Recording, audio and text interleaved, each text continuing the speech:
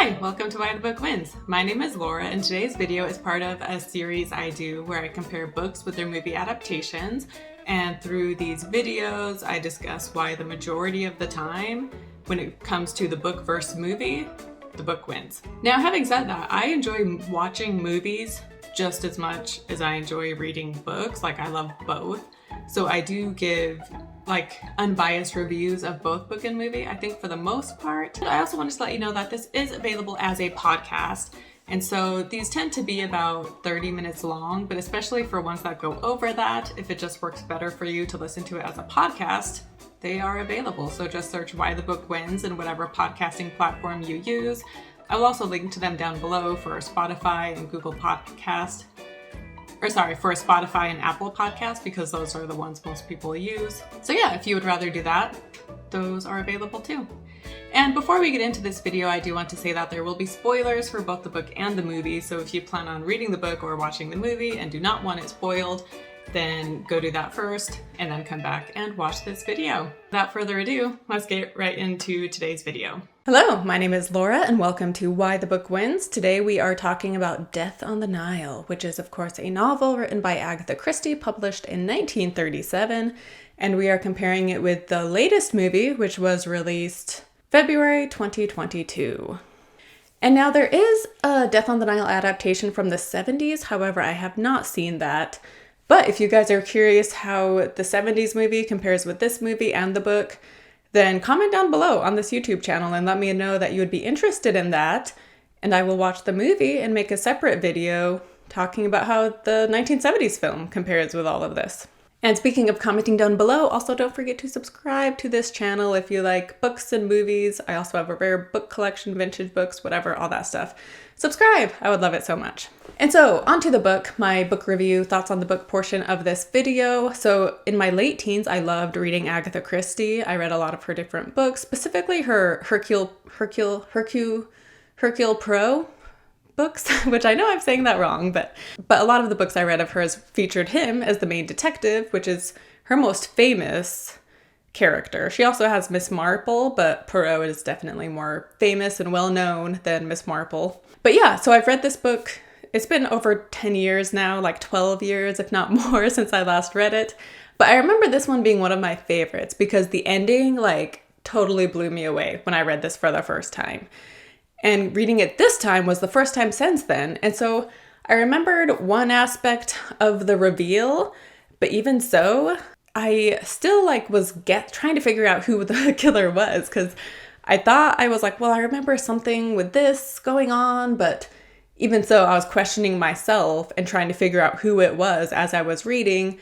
And so it was a really fun reading experience. And Agatha Christie books, they don't have they're not these deep, powerful, intense books with these complex characters that really touch your soul or something. They're fun, good old-fashioned detective novels, ultimately. And I'm totally fine with that.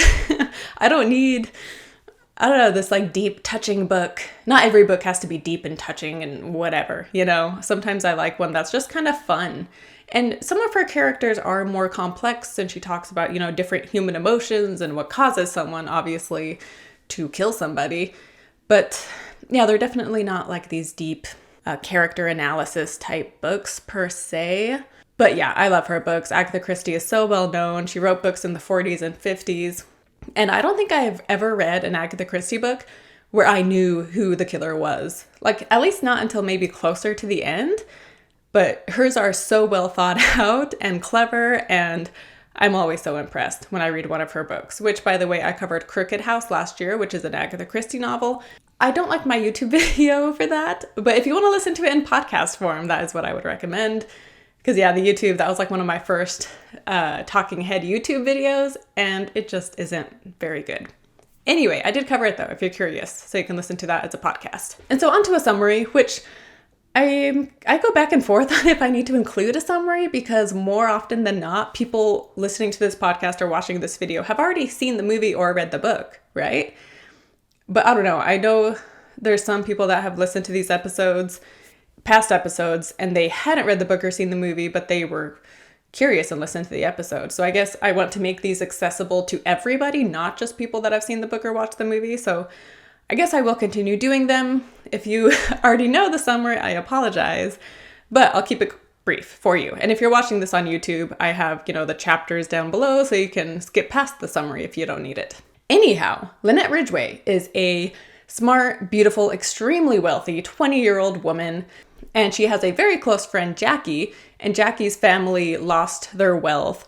However, Jackie has never asked Lynette for money, and Jackie just genuinely doesn't seem interested in wealth, so she's just a true friend of Lynette's. Anyway, Jackie falls in love with another man who is also poor named Simon Doyle. Simon does not have a job, so Jackie comes to Lynette and asks if she could hire Simon to manage her estate. So she doesn't want money from her or anything. She just wants Lynette to give Simon a job. And she's like, if he's terrible, then fire him. That's fine. But he's going to be great, I promise you. Lynette agrees, and she meets Simon. And she can see that Jackie is just so in love. And she meets Simon, and he's just this attractive man. And so she's just very envious of Jackie and this romance she has. And Lynette is very wealthy, remember, and she's used to just getting what she wants. And if she wants something, she gets it, which I just repeated twice. But anyway, so she's very jealous of Jackie and her love and jealous of Simon. And then we cut to the future and we see that Lynette and Simon are married. So they have squeezed Jackie out and the two of them are now married. They're honeymooning in Egypt and Jackie is stalking them and just ruining their honeymoon with just her vindictive presence. And then they're on the same boat together traveling in Egypt. And one night Lynette goes to bed and Simon is there in the bar and Jackie is there along with some other people. She's drinking and then she, gets all fired up and she shoots Simon in the leg. She's hysterical. She's taken away and is watched by a nurse and given a sedative for the whole night. Meanwhile, Simon, can't even move because of his shot leg. And he's watched with a doctor and also given medicine throughout the whole night. The next morning, we find out that Lynette has been killed.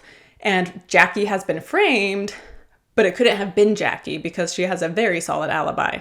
And throughout the course of the book, as Poirot tries to figure out who the killer is, Lynette's maid also ends up being killed when she tries to blackmail the killer.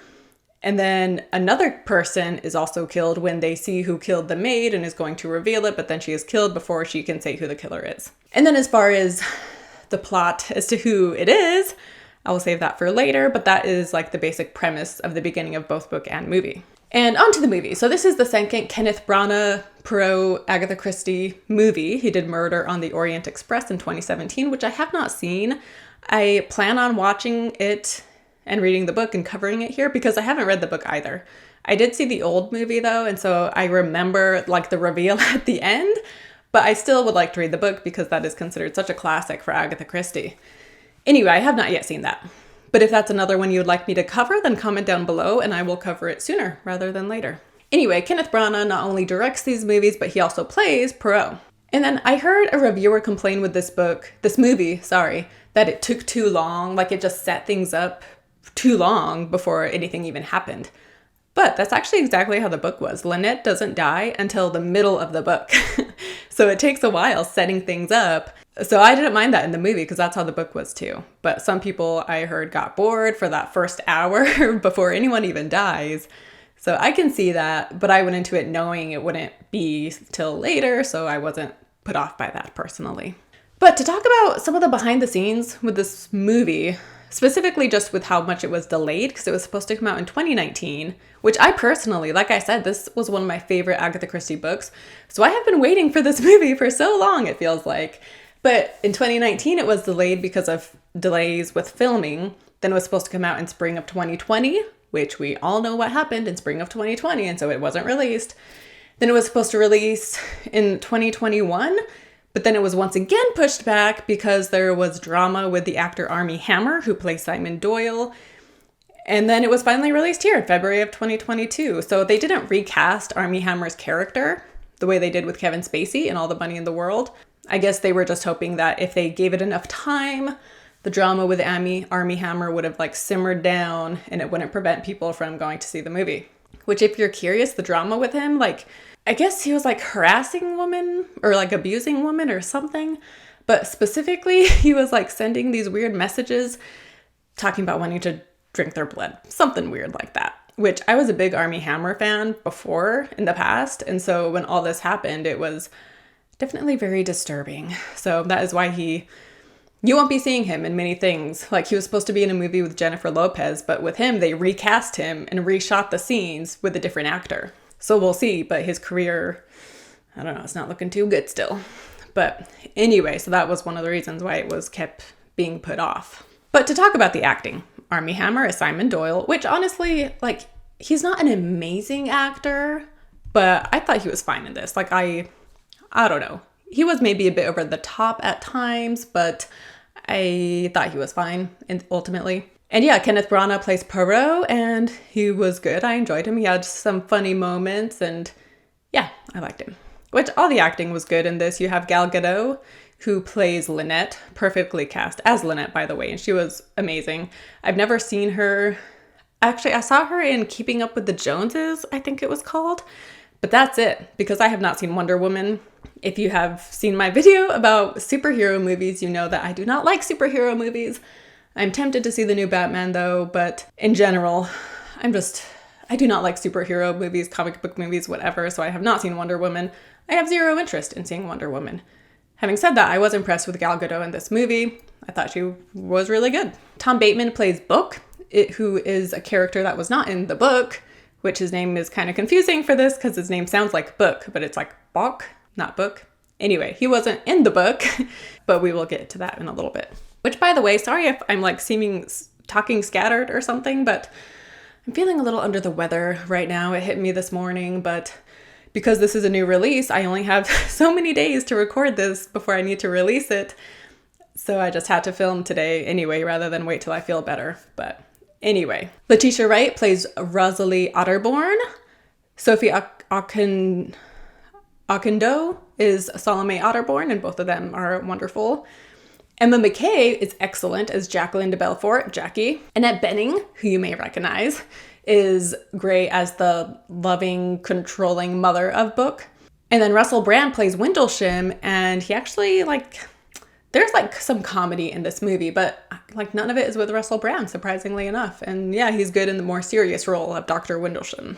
So on to Poirot. As I said, I have read a number of Agatha Christie books with him in it, and I don't remember him ever getting a backstory. He is just, he has a personality. He's very funny and clever. A little, not very modest, which the movie shows how he acknowledges, I'm an amazing detective. That's a fact.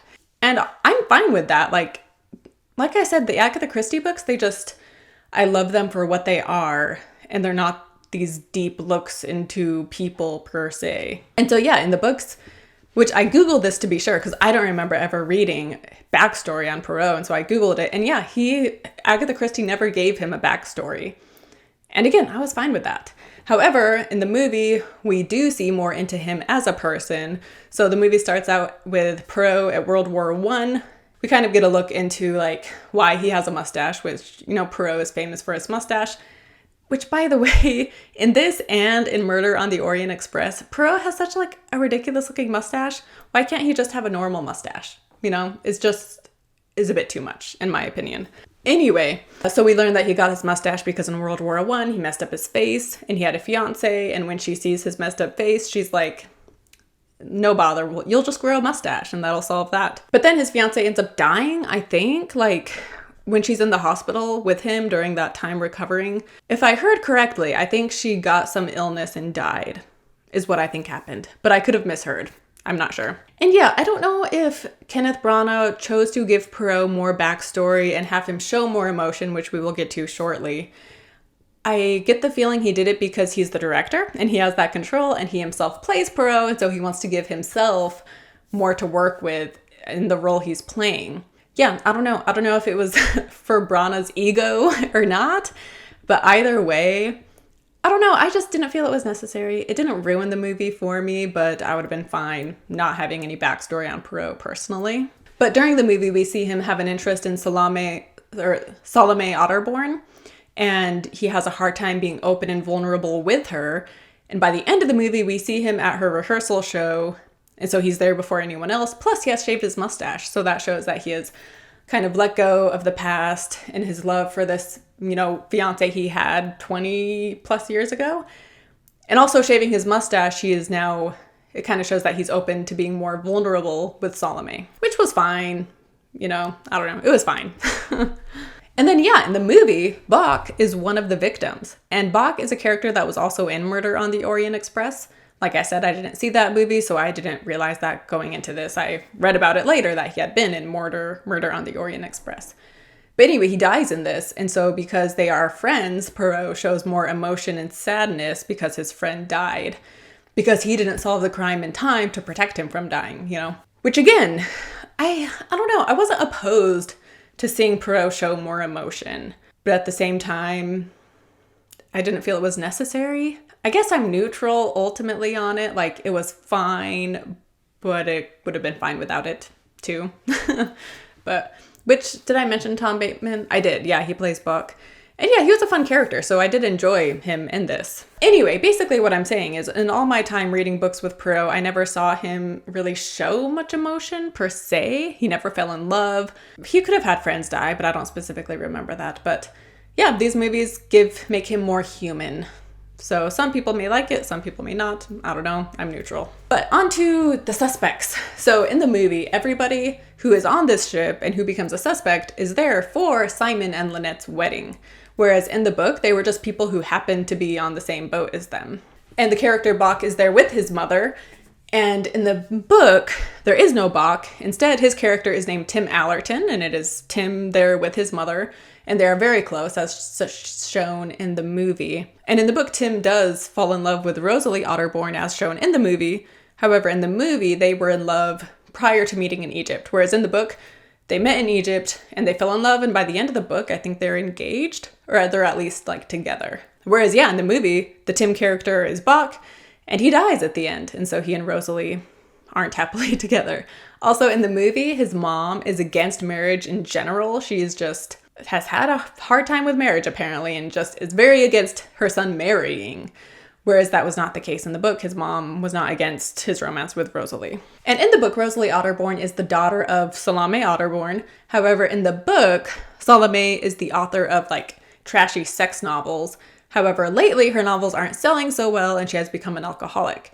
And so Rosalie can be very prickly in the book with Poirot and with everybody really, except for Tim. But the reason that she's just difficult to deal with at times is because the stress she is under with her mom being an alcoholic as she struggles to try to control her mom's drinking and try to keep people from knowing what's going on and to, you know, find her stash of alcohol and throw it out every time she gets some, and then just trying to stop her mom from embarrassing them too much. And so because she's dealing with all of this, she's just kind of a prickly personality. Whereas in the movie, Rosalie does not like Poirot, but it's not. So in the movie, we find out that Bach's mom hired Poirot to investigate the Otterborns because the mom wants to prove to Bach that Rosalie is not good enough for him to marry. And this is revealed near the end of the movie. And Rosalie hadn't really liked Poirot anyway because she thought he was just prideful and annoying. And then when she finds out he has been investigating them, she is very upset and takes it very personally, which, can you blame her? But yeah, in the movie, her mom is a famous singer. Actually, and it's not her mom, it's her aunt. And she is her aunt's manager, and the woman is a famous singer rather than the author of romance novels. And in the movie, they mention that Salome drinks too much, but her alcoholism isn't like part of the story. And then in the movie, we have Andrew Ketchatorian, who is Annette's accountant, and he has been embezzling her money. And so once she gets married, like things are changed with her account. And so he needs to get her to sign these documents. And we have the scene in both book and movie where he's having her sign these documents and she's reading them because she is a very good businesswoman. And he doesn't want her reading them. He just wants her to sign them. And so he kind of, you know, stops her and being like, you know, let's take care of this later. And it's just a very fishy scene. And this is in both book and movie. And also in the movie, they have Andrew be her cousin as well. Whereas in the book, they weren't related. And also in the book, he wasn't there like for her wedding. As I said, he just happened to be on the same boat. But really, he made it seem like he just ran into Lynette, when really he did it purposefully because he needed her to sign these documents. And in both book and movie, Andrew is the one that throws the boulder over the edge, trying to kill Lynette. However, he does not succeed. And there was also a second accountant in the book, like, I don't quite remember why, but there was another accountant of Lynette's that also like went there to be on the ship to see what was going on with Andrew and Lynette. But yeah, it was really just one more suspect to add in there, but There were like a few extra characters in the book that weren't in the movie, but I was fine with that. I'm fine with the movie trimming down the characters, because in the book at times it felt like there were a bit too many people. But in both book and movie, we have Miss Van Skyler and her nurse Bowers. And in the movie, we find out that it is not her nurse, but they are in fact lovers. However, they have to travel as if she is her nurse, because of course this takes place in the 1930s. They couldn't have shown in public the truth of their relationship. And in the book, there is also a secret reason why Van Skyler has a nurse, but I will tell you what that reason is a little later. And also in the book, we have the character of like Caroline, I think, who is Van Skyler's cousin, who also is along for the ride, and she is not in the movie. But in both book and movie, there is a doctor, and in the book, it is Dr. Besser. And by the end of the book, Dr. Besser and Caroline have fallen in love and get engaged. So in the book, there are 2 romances, Tim and Rosalie, and Dr. Besser and Caroline. So nothing like murder to draw people together and fall in love. But in the movie, the doctor is Dr. Windlesham, and Windlesham had been Lynette's fiance before she married Simon. And this was also in the book, Windlesham being engaged to Lynette. However, he is not on the boat. We see him in the beginning before she meets Simon, and then after that we never hear from him again. So in the movie, they combined these 2 characters and made Windlesham the doctor, which is fine. And again, he's played by Russell Brand. And then another key character we have is Louisa, who is Lynette's maid. And so there's a little bit of a change with book to movie with the maid. So to start with the book, before Louisa, Lynette had a different maid, and this other maid had been engaged to some guy, and Lynette did some digging and found out that the guy already was married, and so she tells the maid, thinking she's done her a favor, like, you can't marry this guy, it would make him a bigamist. And she no longer has that maid. However, the man who wanted to marry her maid happens to be on the boat, and so he of course is a suspect. Whereas in the movie, the maid she currently has, Louisa, had been engaged to a man, but then Lynette decides to, help Louisa by testing the man, being like, I'll pay off all the debt you have if you dump Louisa. And he takes the money, dumps Louisa, and so Lynette is like, you're welcome, now you know he was a scumbag. But of course, Louisa is not thankful and is instead very upset that she ruined her engagement. And hence we have a reason to suspect her of killing Lynette.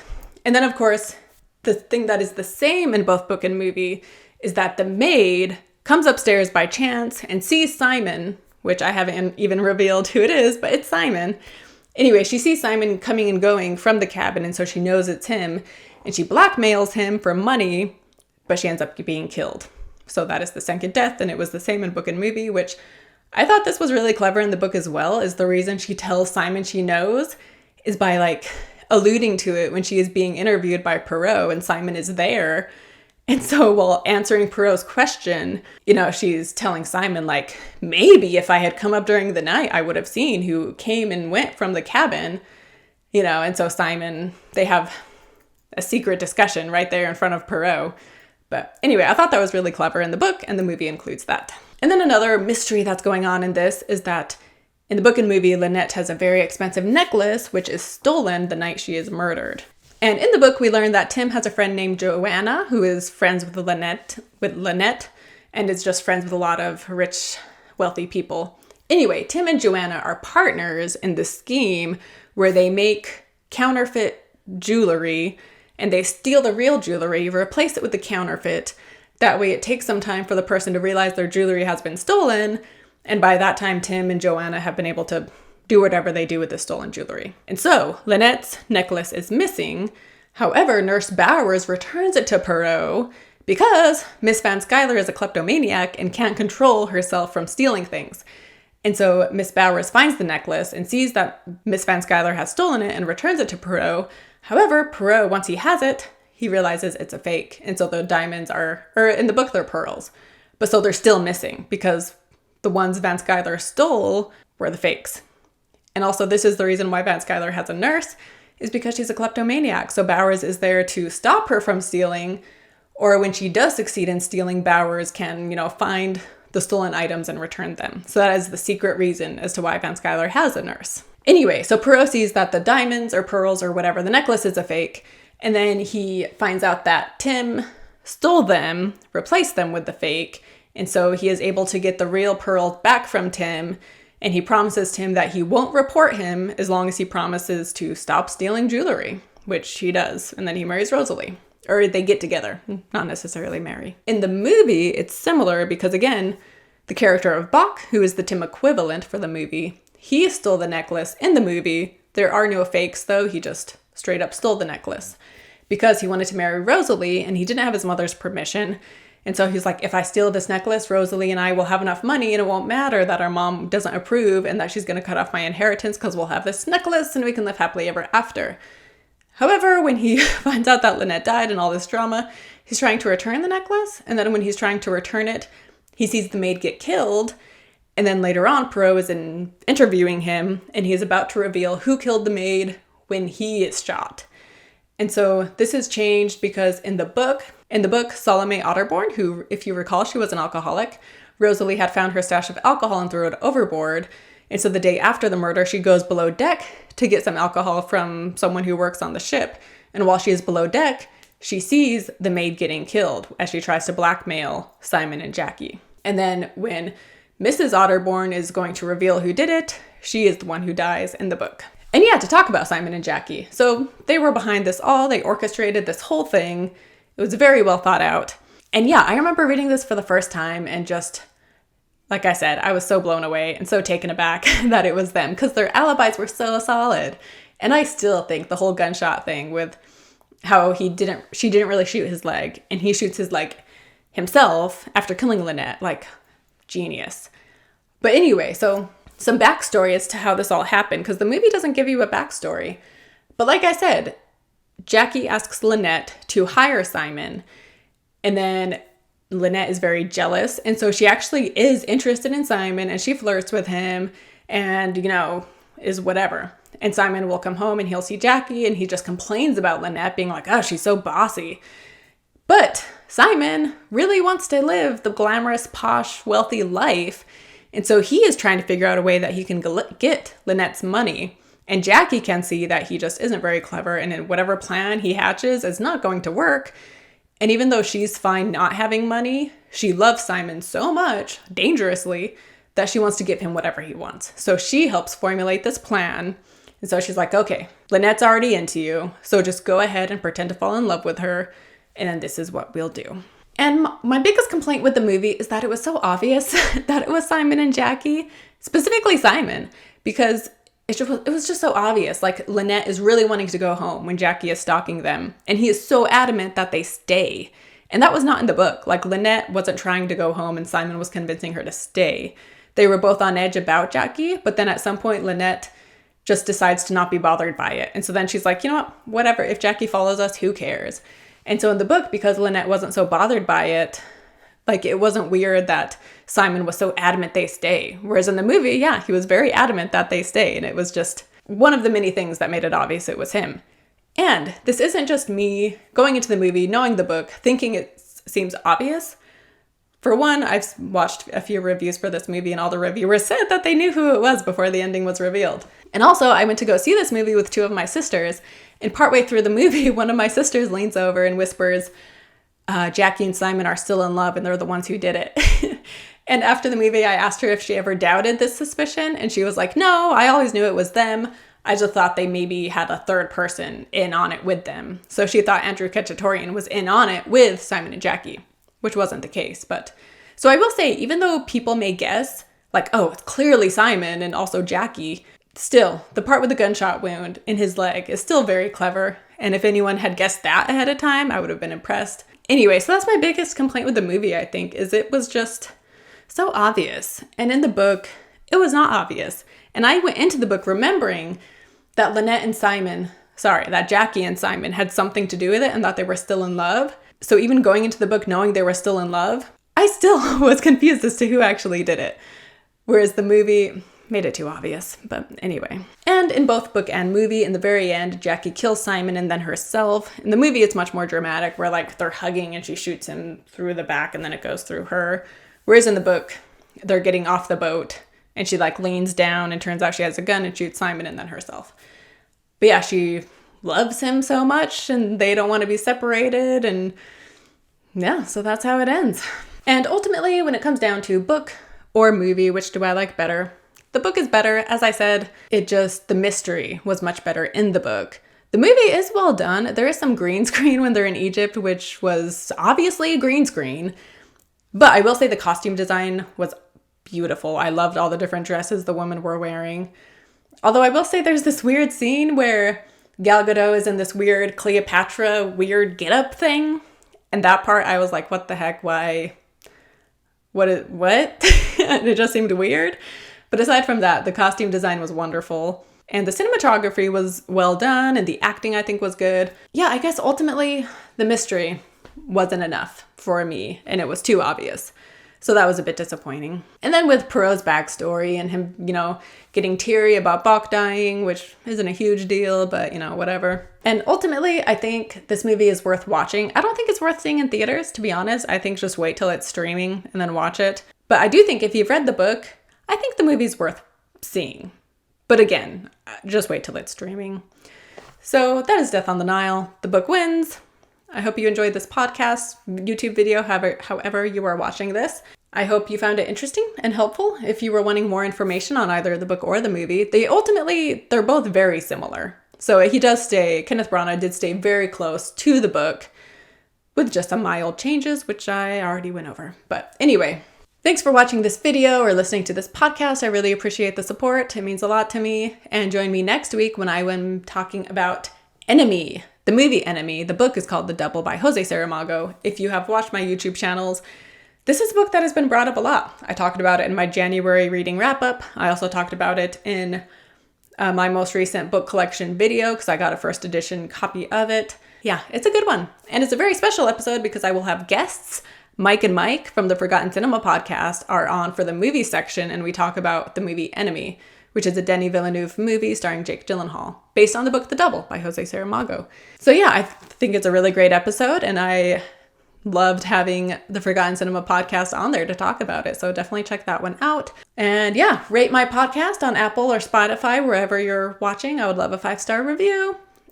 And give this a thumbs up on YouTube and comment your thoughts. And again, if you want to hear me talk about Murder on the Orient Express or talk about the 1970s version of Death on the Nile, comment down below, let me know. And if enough people want it, I will do both of those sooner rather than later. Anyway, I guess that wraps it up again. And yeah, I'll see you next time. Bye.